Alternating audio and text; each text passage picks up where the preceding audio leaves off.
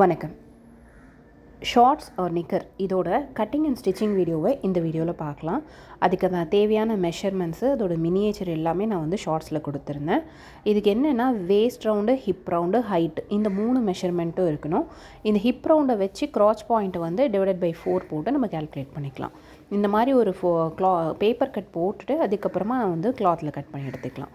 இதில் மெயினாக என்னென்னா ஹைட் அண்ட் வித்துங்கிறது லெஃப்ட் டு ரைட் டிராஃப்டிங்கில் போடும்போது இந்த லெஃப்ட்லேருந்து ரைட் வரைக்கும் வித்து, அதே மாதிரி டாப் டு பாட்டம் ஹைட்டு, இது க்ராச் பாயிண்ட். இந்த மாதிரி போட்டு கட் பண்ணதுக்கப்புறமா அதை கிளாத்தில் வச்சு கட் பண்ணிக்கணும். இதே சேம் மெஷர்மெண்ட் யூஸ் பண்ணிக்கலாம். நீங்கள் மினியேச்சரில் சொன்ன மாதிரி நிக்கரோட ஹைட்டு, வித்து, க்ராச் பாயிண்ட் இது மாதிரி வச்சு பேப்பர் கட் போட்டுட்டு இந்த மாதிரி 4 ஃபோல்டில் கிளாத்தை எடுத்து அதில் கட் பண்ணியிருக்கோம். இதில் ஃபோல்டட் எட்ஜ் எங்கே இருக்கணும், ஓப்பன் எட்ஜ் எங்கே இருக்கணுங்கிறத அந்த டிராஃப்டிங்லேயே நான் கொடுத்துருப்பேன். கீழே லெக் ஓப்பன் கிட்டே இருக்கிற கிளாத்தை டபுள் ஃபோல்ட் பண்ணி ஸ்டிச் பண்ணி எடுத்துக்கணும். இது மேலே டாப்பில் 2 இன்ச்சஸ் வந்து எலாஸ்டிக் அட்டாச் பண்ணுறதுக்கும், அதுக்கப்புறம் நிக்கரோட லென்த் எவ்வளோ தேவையோ அதையும் நான் இங்கே வந்து கொடுத்துருக்கேன்.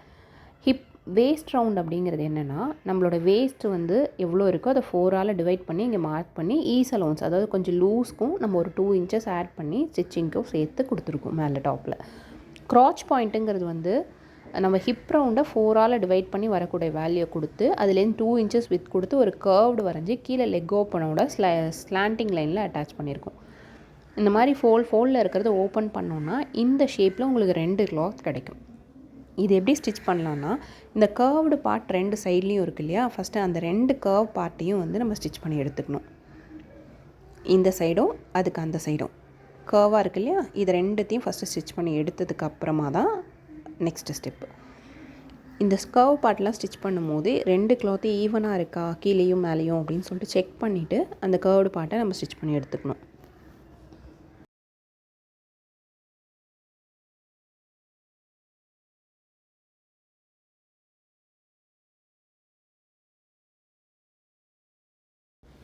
சேம் இதே மாதிரி நெக்ஸ்ட்டு சைடில் இருக்கு இல்லையா அந்த கர்வை கீழே இருக்க ஸ்லாண்டிங் லைனில் லெக் ஓப்பனில் அட்டாச் ஆகிருக்கிறத ஸ்டிச் பண்ணக்கூடாது.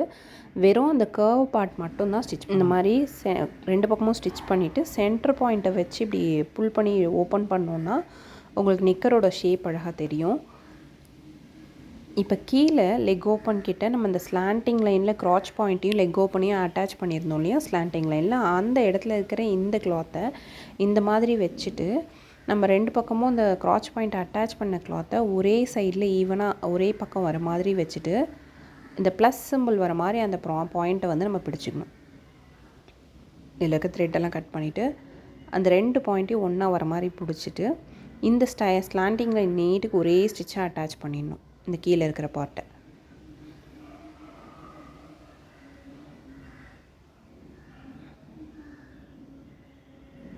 டபுள் ஸ்டிச் போட்டு நல்லா செக்யூர் பண்ணி ஸ்டிச் பண்ணிடணும்.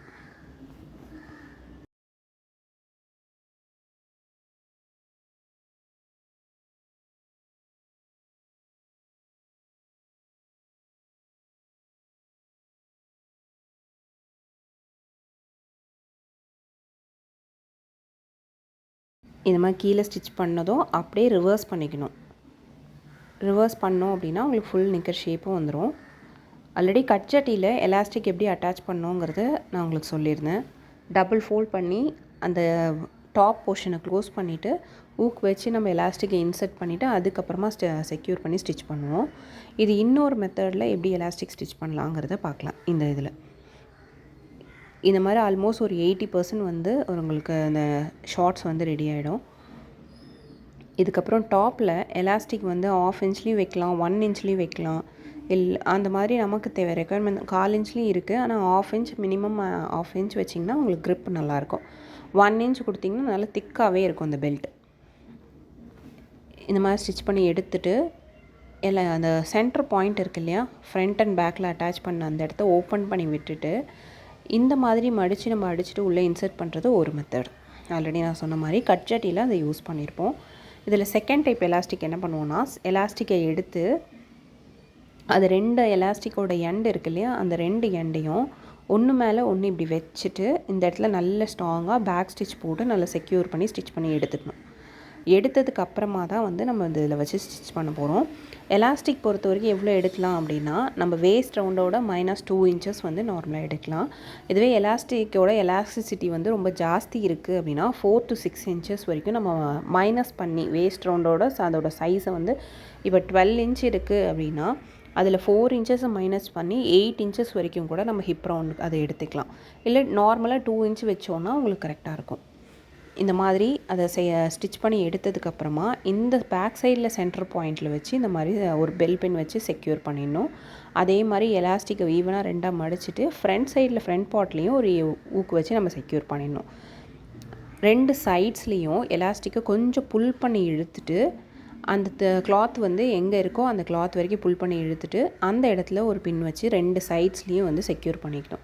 இது ஏன் செய்கிறோம் அப்படின்னா எலாஸ்டிக் வந்து ரொம்ப ஈவனாக எல்லா சைட்லேயும் இருக்கணுங்கிறதுக்காக இந்த மாதிரி பின் வச்சு செக்யூர் பண்ணிவிட்டு அதுக்கப்புறமா 1/2 இன்ச் ஒரு கிளாத்தை இந்த எலாஸ்டிக் மேலே இந்த பின் எடுத்துகிட்டு எலாஸ்டிக் மேலே இந்த 1/2 இன்ச் கிளாத்தை வச்சு ஃபுல்லாக ஸ்ட்ரைட்டாக ஒரு ஸ்டிச் போய் எடுத்துடணும்.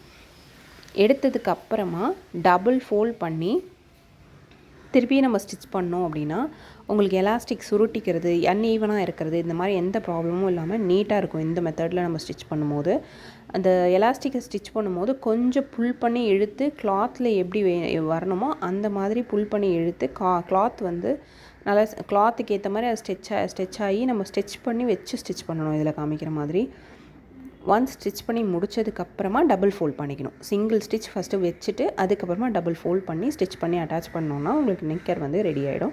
இது மேலே ஒரு ஸ்டாப் ஸ்டிச்சும் போட்டு ஃபினிஷ் பண்ணோன்னா அது வந்து ஒரு 3 ஸ்டிச்சஸ் வந்து நல்லா ஈவனாக உங்களுக்கு வந்து ஹிப் அந்த வேஸ்ட் கிட்ட நீட்டாக உங்களுக்கு ஆகிடும். இது வந்து சிங்கிள் ஸ்டிச்சு.